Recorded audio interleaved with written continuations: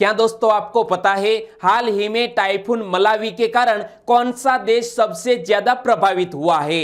हमारे भारत देश के नए मुख्य सूचना आयुक्त कौन बने हैं? और एक देश जहां पर गिरजाघर में एक आतंकी हमला हुआ है, इस देश का नाम क्या है? ऐसे ही 13 बड़ी खबरों को कवर करते हुए हमने आज का यानी कि 1 नवंबर का करंट अफेयर का वीडियो तैयार किया है।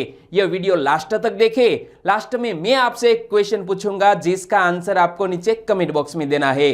और अभी तक आपने हमारी जीके 2020 चैनल को सब्सक्राइब नहीं किया है तो सब्सक्राइब कीजिए, बाजू में जो बेल आइकन है उसे भी प्रेस कर दीजिए क्योंकि आने वाले हर एक वीडियो की अपडेट आपको मिलती रहे। चलिए स्टार्ट करते हैं पहले क्वेश्चन से।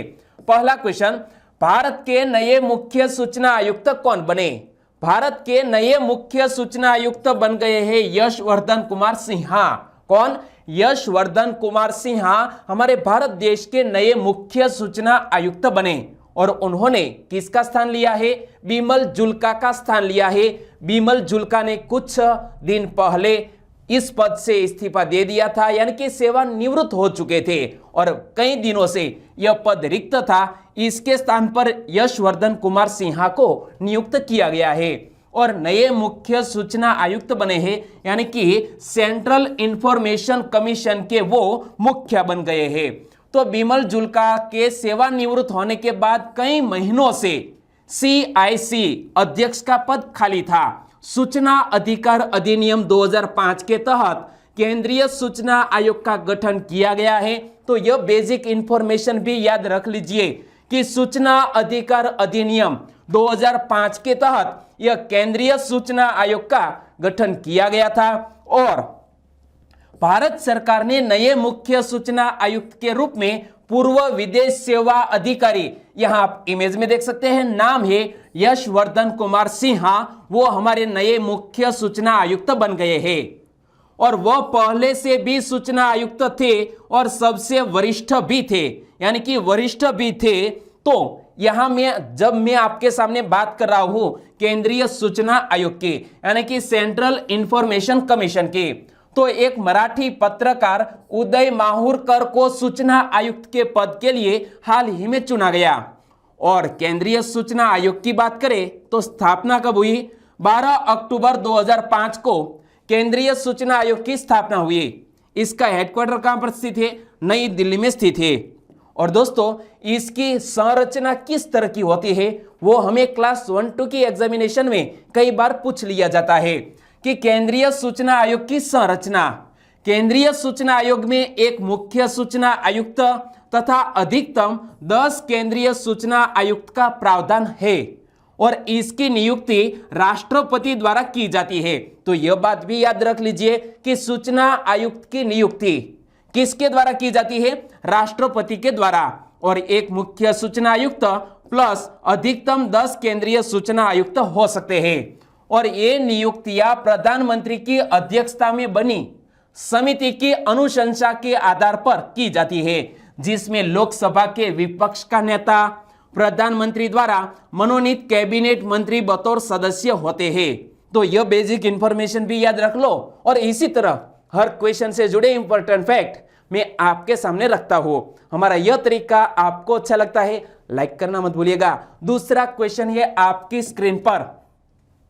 जापान सरकार ने कब तक शून्य कार्बन उत्सर्जन प्राप्त करने का लक्ष्य तय किया है?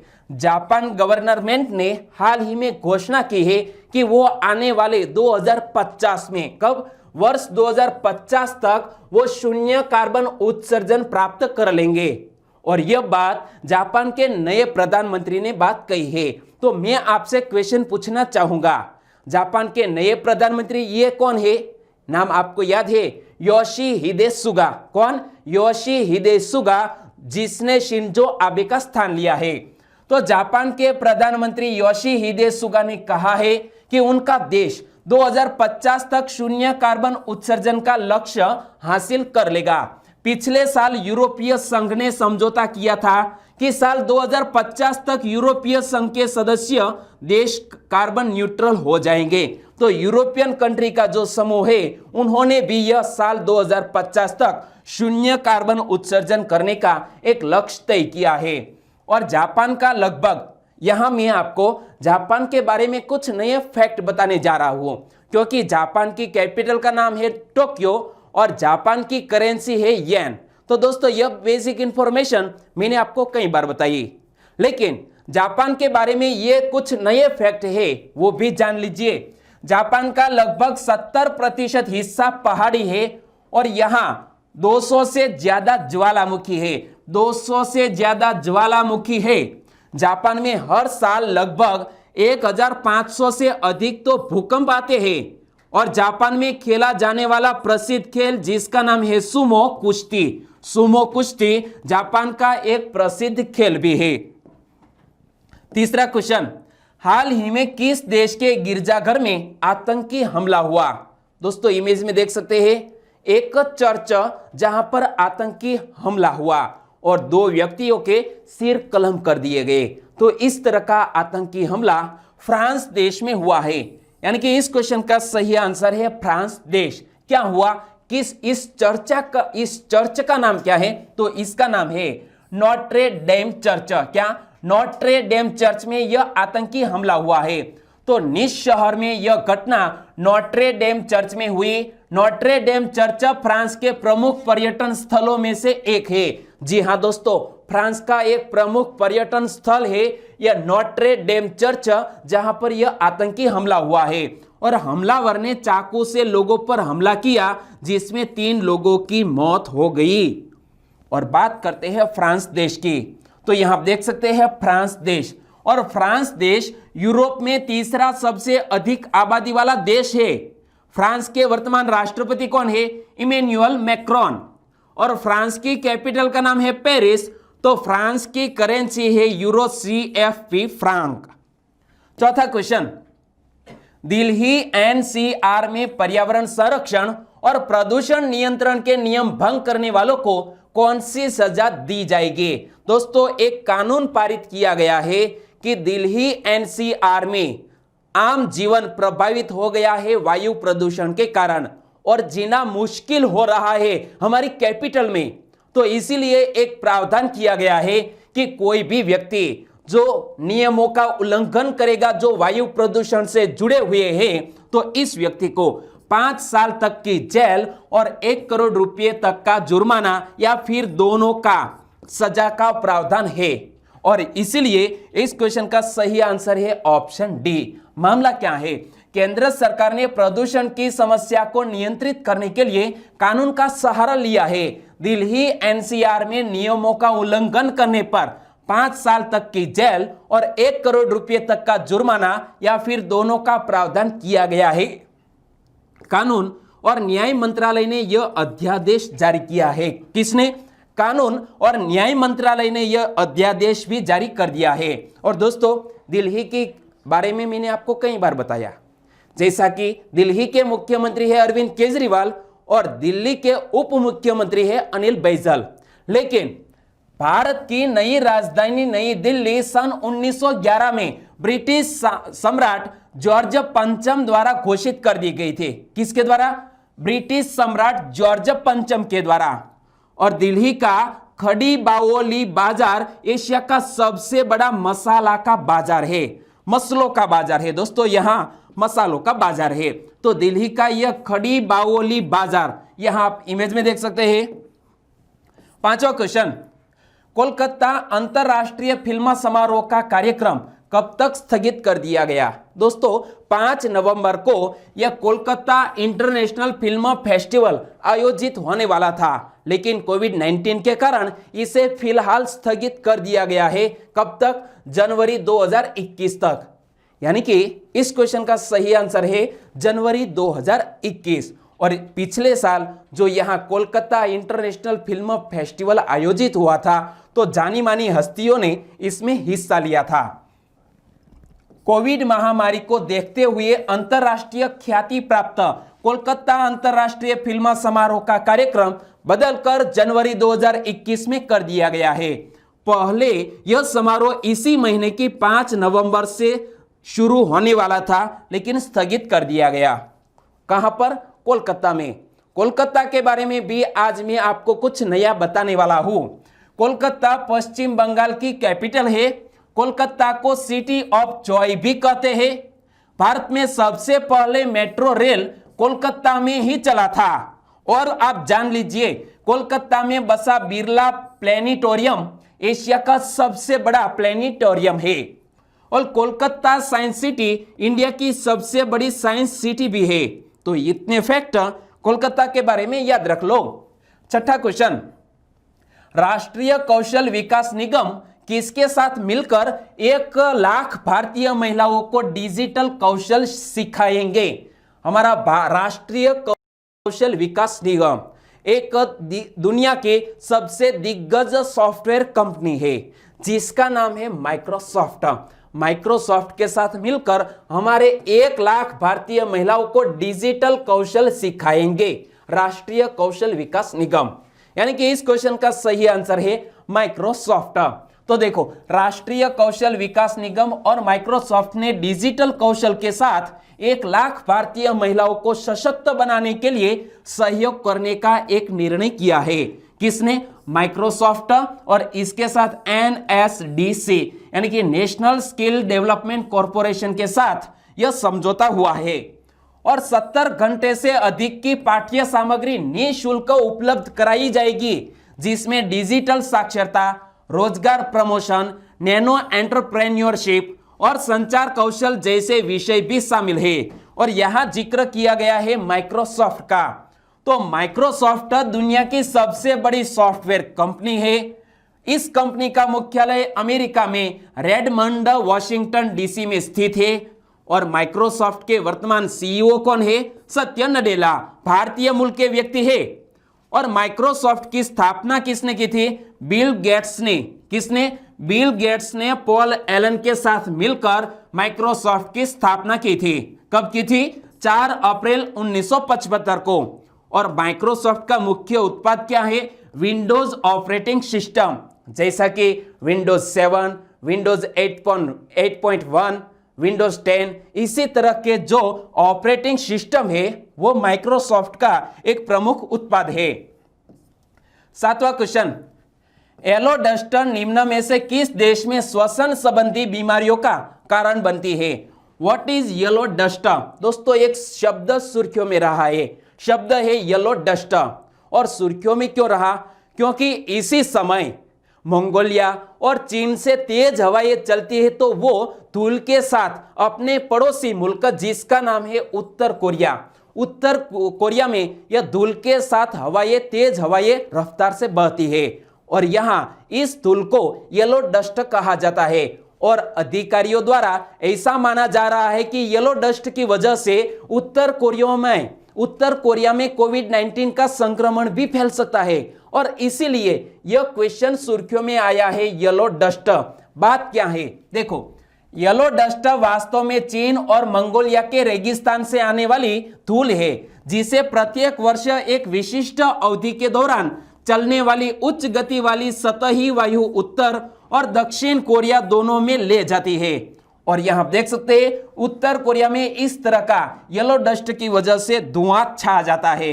और बात करते हैं उत्तर कोरिया की, तो यहां देख सकते हैं, ये है ऊपर उत्तर कोरिया और नीचे है साउथ कोरिया, उत्तर और दक्षिण कोरिया। और दोस्तों, मैं आपसे एक क्वेश्चन पूछना चाहूंगा कि दोनों के बीच जो डिवाइडिंग लाइन है इसका नाम क्या है? आपको याद है तो नीचे कमेंट सेक्शन में लिख सकते हैं। उत्तर कोरिया की कैपिटल का नाम क्या है? प्योंगयांग। उत्तर कोरिया के वर्तमान नेता कौन है? Kim Jong Un. और उत्तर कोरिया की करेंसी है उत्तर कोरियाई वॉन। ओके, 8वां क्वेश्चन, भारत मैक्सिको संयुक्त आयोग की 8वीं बैठक में भारत का प्रतिनिधित्व किसने किया? भारत और मैक्सिको के बीच संयुक्त आयोग की 8वीं बैठक आयोजित की गई। और इस बैठक में हमारे भारत का प्रतिनिधित्व किया है हमारे भारत देश के विदेश मंत्रालय के मंत्री एस जयशंकर, यानी कि विदेश मंत्री एस जयशंकर ने इसका प्रतिनिधित्व किया। और वीडियो कॉन्फ्रेंसिंग के जरिए इस तरह की 8वीं बैठक आयोजित की गई। तो देखो, भारत मैक्सिको संयुक्त आयोग की 8वीं बैठक आयोजित की गई। बैठक की सह अध्यक्षता विदेश मंत्री डॉक्टर एस जयशंकर और मैक्सिको के विदेश मंत्री मार्सेलो एब्राइर्द, क्या नाम है, मार्सेलो एब्राइर्द ने इसकी अध्यक्षता की, सह अध्यक्षता की है। और दोनों देशों के बीच कुछ समझौते भी हुए। भारत और मेक्सिको के बीच कौन कौन से समझौते हुए?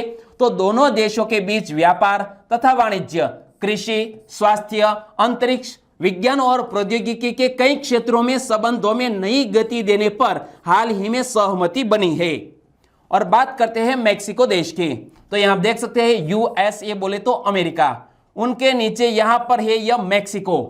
मेक्सिको की कैपिटल का नाम है मेक्सिको सिटी। मेक्सिको की करेंसी है मेक्सिकन पेसो। और मेक्सिको के वर्तमान राष्ट्रपति कौन है? तो नाम है एंड्रेस मैनुअल लोपेज ओब्रेडोर। नाम थोड़ा लंबा है, इमेज में देख सकते हैं, एंड्रेस मैनुअल लोपेज ओब्रेडोर, जो मेक्सिको के वर्तमान राष्ट्रपति है। 9वां क्वेश्चन, एचडीएफसी बैंक के संदर्भ में कौन सा विकल्प सही नहीं है? हमें यहां पूछा गया है कि एचडीएफसी बैंक के संदर्भ में कौन सा विकल्प सही नहीं है, यानी कि गलत है वो ऑप्शन हमें यहां ढूंढना है। और हाल ही में एचडीएफसी बैंक क्यों सुर्खियों में रही वो मैं आपको बाद में बताऊंगा। लेकिन देखो, एचडीएफसी बैंक के नए एमडी और सीईओ कौन बने हैं? आदित्य पुरी। आदित्य पुरी हाल ही में सेवानिवृत्त हो चुके हैं और इसीलिए यह जो ए नंबर का ऑप्शन है वो गलत है। एचडीएफसी बैंक की टैगलाइन क्या है? We understand your world. बिल्कुल सही बात। एचडीएफसी बैंक का मुख्यालय महाराष्ट्र के मुंबई में स्थित है, यह ऑप्शन भी सही है। तो यहां कौन सा ऑप्शन गलत हो गया? Option A. और सुर्खियों में यह क्वेश्चन क्यों आया? तो देखो, एचडीएफसी बैंक के प्रबंध निदेशक और मुख्य कार्यकारी अधिकारी आदित्य पुरी ने रिटायरमेंट का फैसला लिया है। 70 वर्षीय आदित्य पुरी ने राज्य के स्वामित्व वाले बैंकों के क्षेत्र में एक नए स्टार्टअप को उद्योग के नेता के रूप में बदल दिया था। तकरीबन 25 साल से वो इस क्षेत्र में कार्य कर रहे थे और बहुत ही बड़ी सफलता के साथ वो सेवानिवृत्त हुए हैं। और एचडीएफसी बैंक के एमडी और सीईओ नए कौन बन गए हैं? शशिधर जगदीशन। इमेज में देख सकते हैं। तो शशिधर जगदीशन को एचडीएफसी बैंक के नए मुख्य कार्यकारी अधिकारी और प्रबंध निदेशक बन गए हैं और उन्होंने 27 अक्टूबर 2020 से कार्यभार संभाल लिया है। ओके, 10वां क्वेश्चन, आईसीसीआर द्वारा आयोजित वैश्विक कला प्रतियोगिता में $1000 का विशेष पुरस्कार किसने जीता? आईसीसीआर, इसका पूरा नाम होता है the Indian Council for Culture Relations. और आईसीसीआर के द्वारा एक हाल ही में वैश्विक कला प्रतियोगिता का आयोजन किया गया और इसमें पुरस्कार की राशि $1000 थी। और इस प्रतियोगिता का पुरस्कार एक 6 साल के छोटे से बच्चे ने जीता है। इस बच्चे का नाम है अंजार मुस्तिन अली। क्या नाम है? अंजार मुस्तिन अली। और यहां आप इमेज में देख सकते हैं छोटा सा 6 साल का बच्चा, और यह पुरस्कार जीत लिया है। तो यह बच्चा हमारे पड़ोसी मुल्क बांग्लादेश का लड़का है। तो देखो, अंजार मुस्तिन अली 6 वर्षीय बांग्लादेशी लड़का है। उन्होंने अपनी कलाकारी के लिए $1000 का विशेष पुरस्कार जीता है। और इसका आयोजन किसने किया है? The Indian Council for Culture relations. तो आईसीसीआर ने United against corona express through art, तो क्या शीर्षक? United against corona express through art नाम से एक वैश्विक पेंटिंग प्रतियोगिता शुरू की थी, जिसने दुनिया भर से 8000 कलाकृति प्रविष्टियों को आकर्षित किया था। और इसमें इस बच्चे ने यह अवार्ड जीता है। और यहां हम बात करते हैं भारतीय सांस्कृतिक संबंध परिषद की। तो इसके वर्तमान अध्यक्ष कौन है? विनय सहस्त्रबुद्धे। इमेज में देख सकते हैं विनय सहस्त्रबुद्धे हमारे आईसीसीआर के वर्तमान अध्यक्ष है। आईसीसीआर का हेडक्वार्टर नई दिल्ली में स्थित है और आईसीसीआर के महानिदेशक कौन है? श्री दिनेश के पटनायक। कौन? श्री दिनेश के पटनायक। 11वां क्वेश्चन, हाल ही में डैनियल मैनेकर का निधन हो गया, वे कौन थे? इमेज में देख सकते हैं, नाम है डैनियल मैनेकर। जिसका निधन हो गया है वो एक जाने माने लेखक और संपादक थे, यानी कि इस क्वेश्चन का सही आंसर है लेखक। डेनियल मेनकर बोले तो लेखक और संपादक थे। डेनियल मेनेकर एक पुरस्कार विजेता फिक्शन और नॉन फिक्शन के लेखक और द न्यू यॉर्कर और रैंडम हाउस के एक लंबे समय के संपादक भी थे। यानी कि उन्होंने कई महत्वपूर्ण पत्रकारों के साथ यानी कि लेखकों के साथ काम किया है। तो उन्होंने Alice Munro, Salman Rushdie, Colum McCann और कई अन्य लोगों के साथ काम किया है। और डेनियल मेनेकर की कुछ पुस्तकों की बात करें तो उन्होंने एक संस्मरण लिखा है जिसका नाम है माई मिस्टेक। डेनियल मेनेकर ने एक कॉमिक मनोवैज्ञानिक उपन्यास लिखा है जिसका नाम है द ट्रीटमेंट, जिस पर एक फिल्म भी बनी है। और उन्होंने एक कहानी लिखी है द ओल्डर लेफ्ट। क्या? The older left.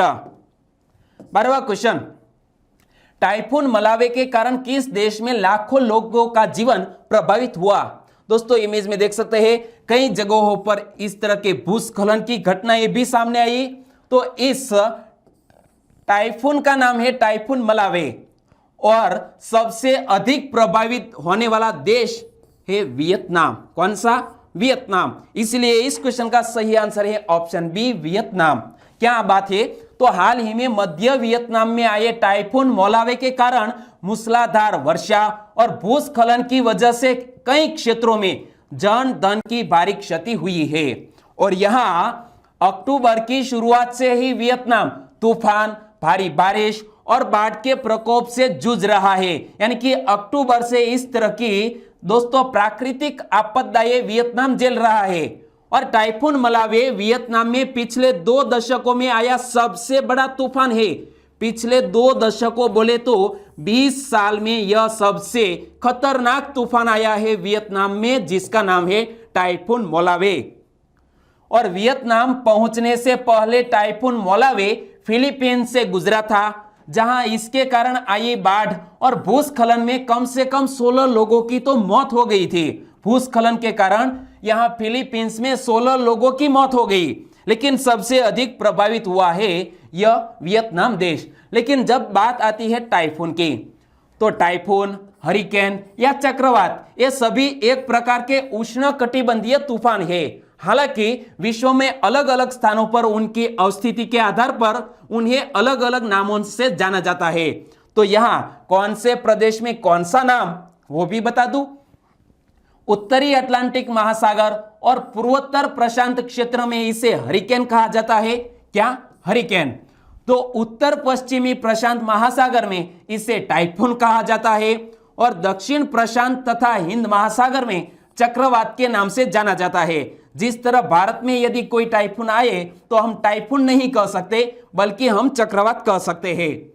और बात करते हैं वियतनाम देश के, तो यहां मैप में देखिए यह है वियतनाम देश, जिसकी कैपिटल का नाम है हनोई।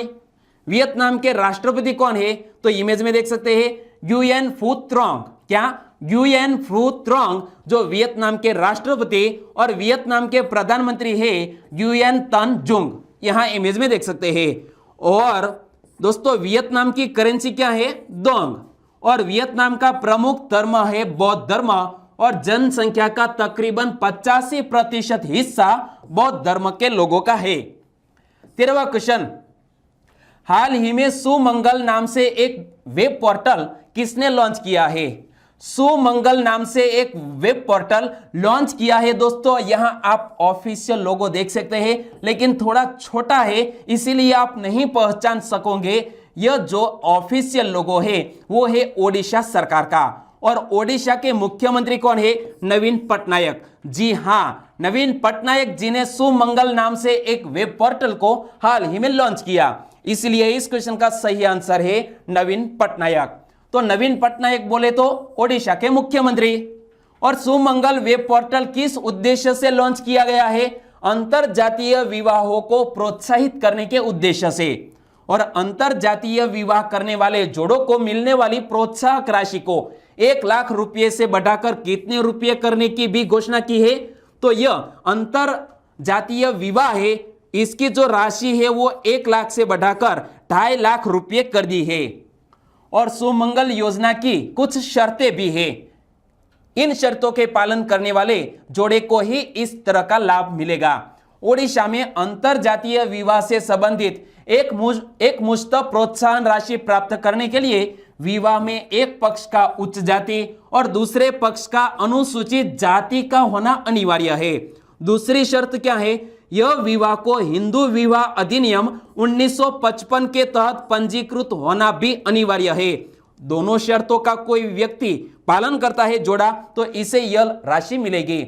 और बात करते हैं ओडिशा की, तो मैप में देखिए यहां पूर्वी तट पर बसा हुआ यह ओडिशा, जिसका गठन कब हुआ?